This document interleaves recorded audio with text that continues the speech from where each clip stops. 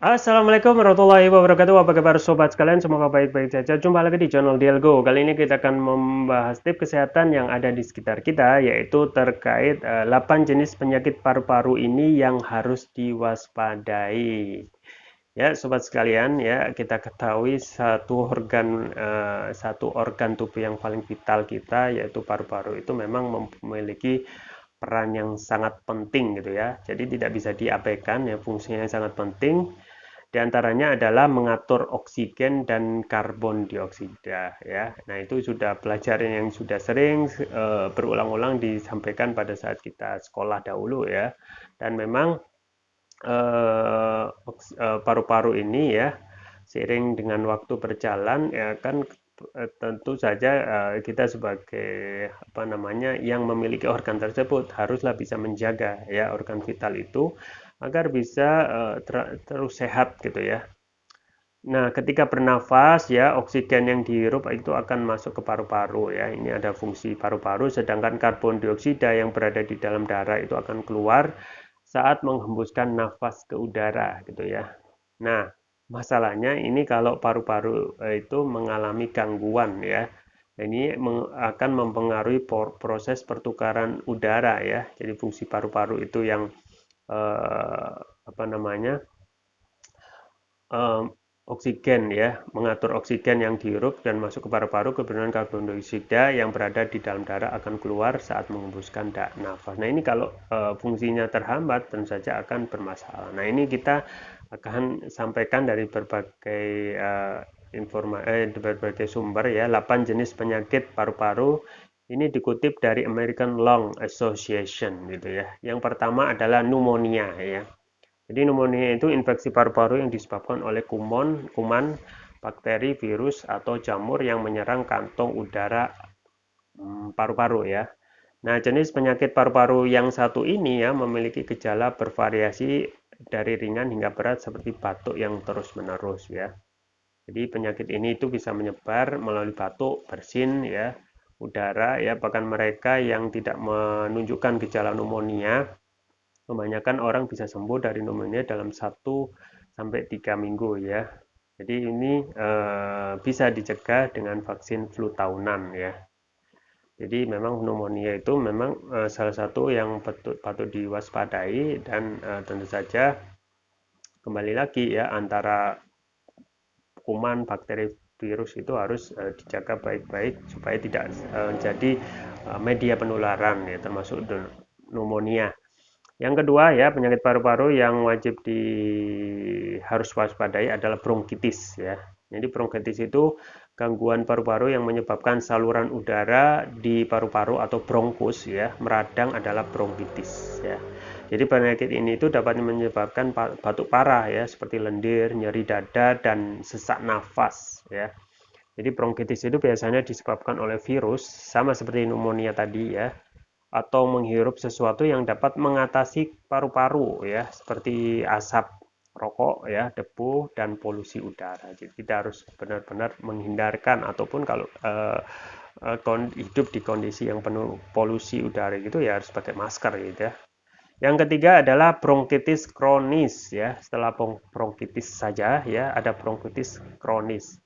Jadi bronkitis kronis, sobat sekalian, ini itu termasuk dalam istilah PPOK atau penyakit paru obstruktif kronik ya. Jadi lebih parah dari bronkitis sebelumnya tadi ya. Jadi penyebab bronkitis kronis ini dari merokok gitu ya, dari rokok ya. Namun beberapa kondisi seperti polusi udara hingga gas beracun juga menjadi memicu bronkitis kronis ya. Awalnya memang kebanyakan dari perokok ya. Makanya yang disampaikan di apa namanya bungkus rokok itu kan salah satunya bronkitis gitu ya yang harus diwaspadai gitu ya. Dan kembali lagi kalaupun hidup di lingkungan yang penuh dengan gas beracun kita harus pakai masker ya. Jadi bronkitis kronis itu biasanya dialami oleh pasien yang sudah pernah terkena bronkitis atau memiliki riwayat keluarga bronkitis. Yang keempat adalah asma ya. Asma itu adalah salah satu gangguan paru-paru kronis yang belum bisa disembuhkan ya. Penyakit ini menyebabkan saluran napas menyempit ya, membuat udara yang masuk dan keluar menjadi lebih sulit ya. Walaupun asma ini ya walaupun asma ini belum ada obatnya, tetapi tentu saja kita bisa mengusahakan untuk apa? Untuk menjaga kondisi kesehatan ataupun menjalankan pola hidup sehat gitu ya. Dan memang kondisi asma itu ya juga eh, apa namanya dipengaruhi oleh lingkungan juga gitu ya. Pengaruhi oleh lingkungan. Jadi itu yang harus kita waspadai. Yang kelima ya, yang kelima adalah bronkiolitis ya. Penyakit paru-paru berikut adalah bronkiolitis ya, biasanya disebabkan oleh infeksi virus dan umumnya terjadi pada anak-anak gitu ya. Gejala bronkiolitis mirip flu biasa yaitu hidung meler, demam, hidung tersumbat, batuk. Gejalanya dapat memburuk setelah beberapa hari ya, dan penyakit ini bisa disembuhkan dengan perawatan medis di rumah sakit. Yang keenam adalah PPOK ya, penyakit paru obstruktif kronis adalah penyakit paru jangka panjang yang membuat pasiennya itu kesulitan untuk bernafas ya.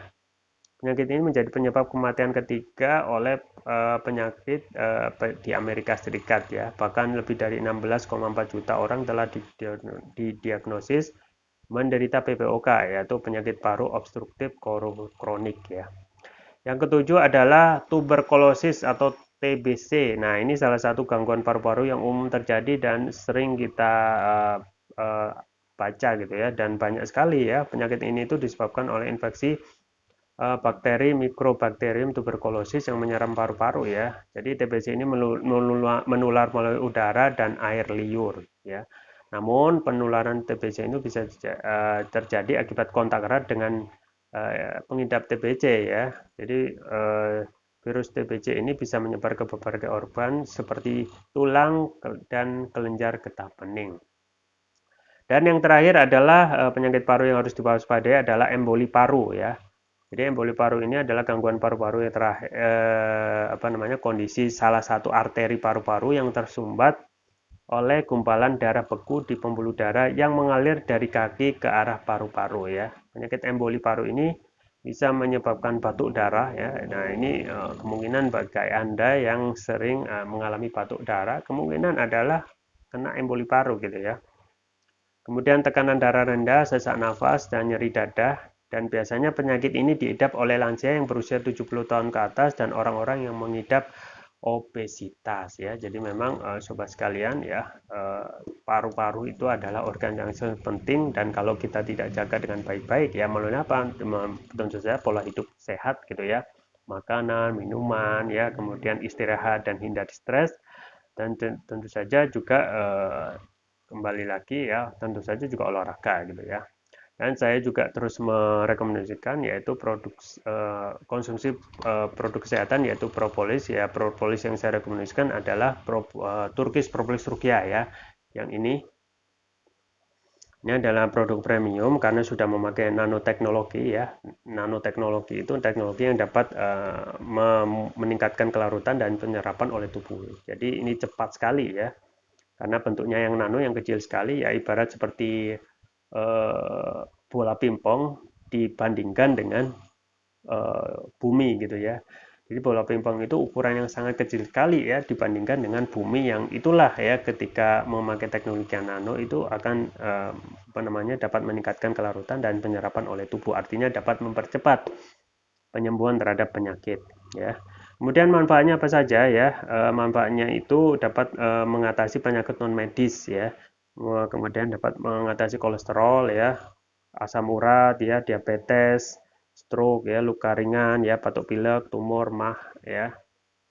Termasuk juga jantung, sinusitis, paru-paru ya, bahasan kita kali ini ya. Kemudian demam, diabetes, dan lain sebagainya. Jadi ini adalah produk sapu jagat yang dapat mengatasi problematika hampir semua ya, mengatasi segala macam penyakit gitu ya.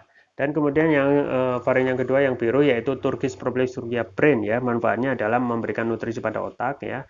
Kemudian dapat meningkatkan konsentrasi, membantu pemulihan stroke ya, membantu proses pertumbuhan pada anak dan remaja, kemudian dapat meningkatkan stamina, mengatasi gangguan migrain, vertigo, sakit kepala, stres, kepala pening ya, kemudian dapat meningkatkan kecerdasan pada anak dan remaja sekaligus memudahkan mereka menghafal pelajaran dan juga dapat menutrisi otak orang dewasa yang suka lupa atau pikun ya. Keunggulan dari Turkish Public Surga ini sudah mendapatkan sertifikat halal dari MUI, sertifikat BPOM ya, dan sertifikat dari INEA International Nano Entrepreneur Association. Jadi sudah mengandung nano ya, teknologi nano ya, tidak mengandung zat lilin, lebih cepat terserap oleh tubuh ya, dan kandungan flavonoidnya lebih tinggi ya, bebas dari bakteri ya. Penggunanya mudah, tinggal meneteskan TPR ini sesuai berat badan tubuh. Misalkan berat badan tubuh 70 kg berarti 7 tetes, dikonsumsi 2 kali pagi dan malam ya. Untuk terapi berat misalnya untuk kolesterol, diabetes termasuk juga paru-paru itu